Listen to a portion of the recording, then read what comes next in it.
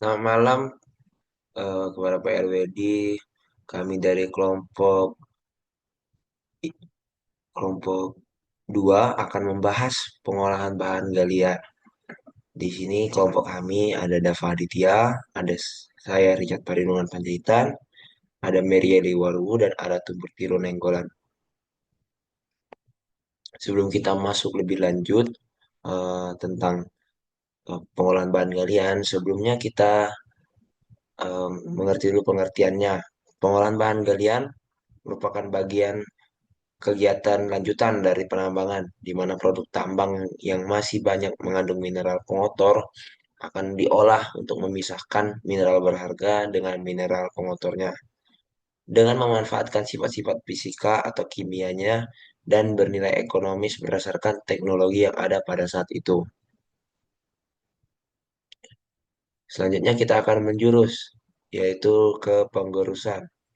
Penggerusan itu atau yang biasa kita kenal dengan crushing.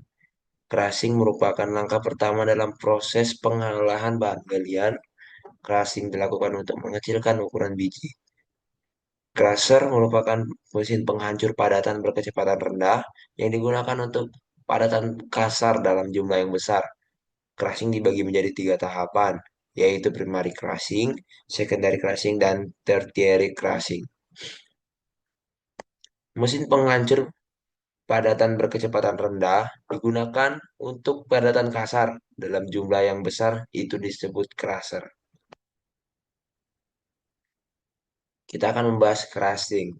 Crushing itu dibagi menjadi beberapa bagian. Yang pertama itu ada primary crushing. Pemecahan bahan-bahan tambang dari ukuran besar menjadi ukuran antara 6 sampai 10 inci atau 150 mm sampai 250 meter. Alatnya itu ada jaw crusher, dan giratory crusher. Pertama itu ada jaw crusher.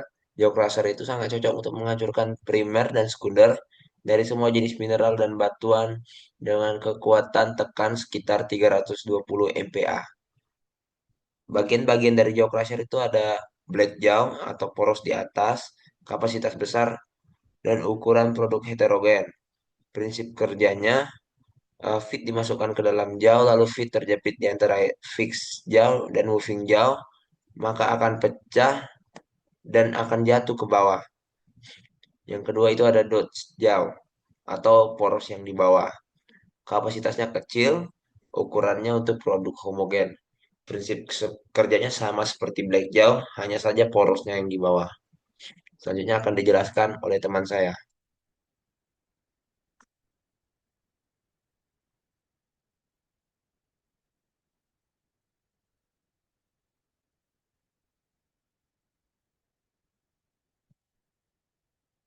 Nah, saya masih ada ketinggalan satu. Ini ada giratory crusher. Giratory crusher lebih efisien untuk kominusi kapasitas besar, terutama untuk kapasitas yang lebih dari 900 ton per jam. Prinsip kerjanya, sumbu tegak diputar secara esentrik atau gerakan berputar mental ke arah sel, bergerak secara giratori, gayanya kompresi ke arah sel, permukaan biji dalam rongga remuk, dan biji turun secara gravity. Next.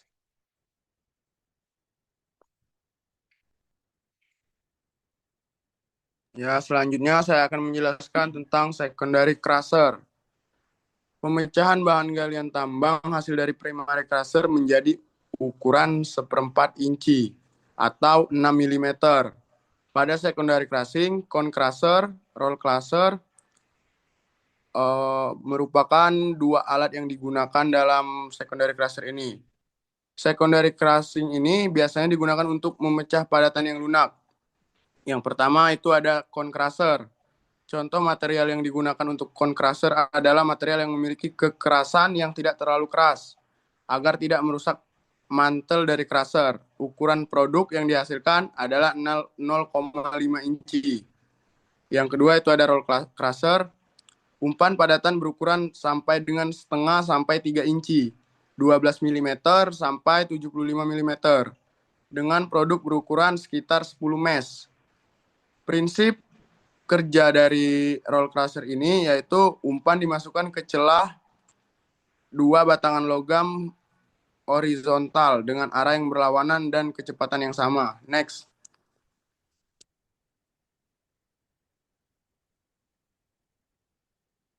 Yang ketiga itu ada tertiary crusher. Pengadaan tahap crushing ini sebenarnya bersifat opsional, artinya disesuaikan dengan kebutuhan. Hasil partikel remukan hingga berukuran sekitar setengah sampai 3/8 inci. Alat yang dapat digunakan adalah cone crusher dan hammer mill. Satu, cone crusher. Seperti yang saya jelaskan di uh, secondary crushing tadi, cone crusher ini menghasilkan produk dengan ukuran 0,5 inci. Yang kedua itu ada hammer mill. Bagian penggerak dari hammer mill adalah rotor yang berputar dengan kecepatan tinggi di dalam casing silinder. Sumbu rotor biasanya horizontal, ukuran produk antara 1 inci atau 25 mm. Oke, next.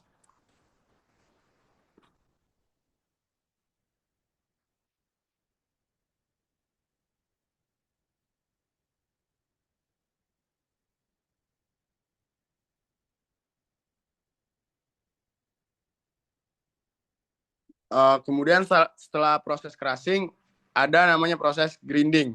Grinding adalah tahap lanjutan setelah tahapan crushing, yang dimana proses kerjanya melibatkan prinsip gabungan dari gaya tumbukan atau impact dan pengikisan atau abrasion. Pada proses grinding, partikel direduksi dari 5 sampai 250 mm menjadi 10 sampai 300 mikrometer.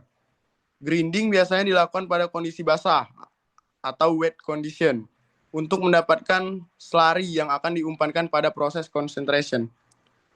Alat yang digunakan yang pertama itu ada rod mill. Umpan berukuran 50 mm dan menghasilkan produk sebesar 300 mikrometer. Ciri khusus dari rod mill adalah panjang sel silinder antara 1,5 sampai 2,5 kali diameternya. Perbandingan ini sangat penting agar batang yang panjangnya beberapa sentimeter lebih pendek dari sel. Harus dicegah dari pembengkokan agar dapat mendesak diameter silinder. Prinsip mekanisme kerja rod mill adalah dengan menggunakan energi benturan silinder baja atau rod yang terdapat dalam sebuah tabung yang berputar oleh tenaga motor penggerak.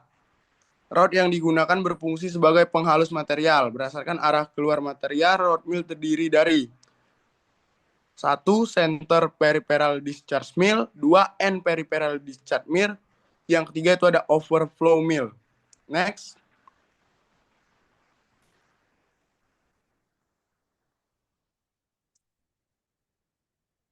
Ini ada gambar dari beberapa jenis rod mill tadi. Ada center peripheral discharge mill, end peripheral discharge mill, dan overflow mill. Oke, selanjutnya akan dilanjutkan oleh teman saya.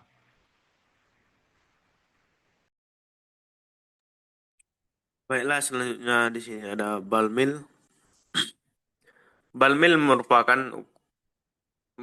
mempunyai ukuran panjang kira-kira sama dengan diameternya atau maksimal 1,5 kali diameternya. Diameter mill bisa mencapai 5,5 meter dan panjang 7,3 meter.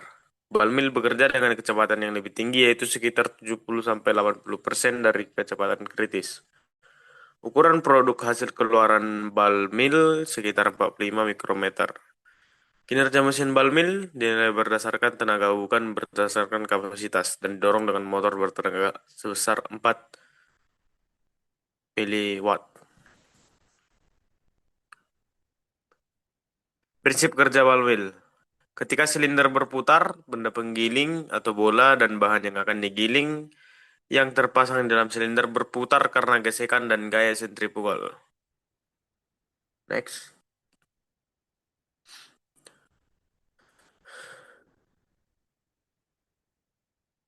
Selanjutnya ada tube mill. Prinsipnya sama dengan ball mill, perbedaannya hanya panjangnya antara 2 kali diameternya. Grinding media menggunakan bola-bola baja. Selain itu, tube mill memiliki 2 kompartemen, sehingga ukuran produk yang dihasilkan lebih halus dibandingkan ball mill, yaitu lebih kecil dari 45 mikrometer. Next. Selanjutnya ada pebble.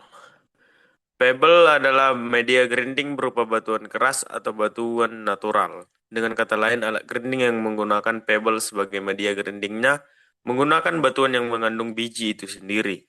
Terdiri atas dua macam, yaitu A. Semi-autogenous grinding atau SAG mill, dan B. Autogenous grinding mill. Next. Penerapan penggerusan. Proses pengolahan biji timah primer di PT MCM dimulai dengan proses permukaan menggunakan jaw crusher, kemudian dihaluskan kembali menggunakan ball mill. Dalam penelitian ini, ball mill merupakan proses lanjutan yang bertujuan untuk menghasilkan ukuran butir material agar didapatkan ukuran yang lebih halus atau fine material. Mekanisme permukaan pada ball mill berhubungan dengan gaya tekan, impact, gesek, abrasion, dan potong, chipping. Next. Oke, saya kembalikan ke moderator. Terima kasih. Demikianlah presentasi dari kelompok kami. Lebih kurang kami mohon maaf. Sekian dan terima kasih.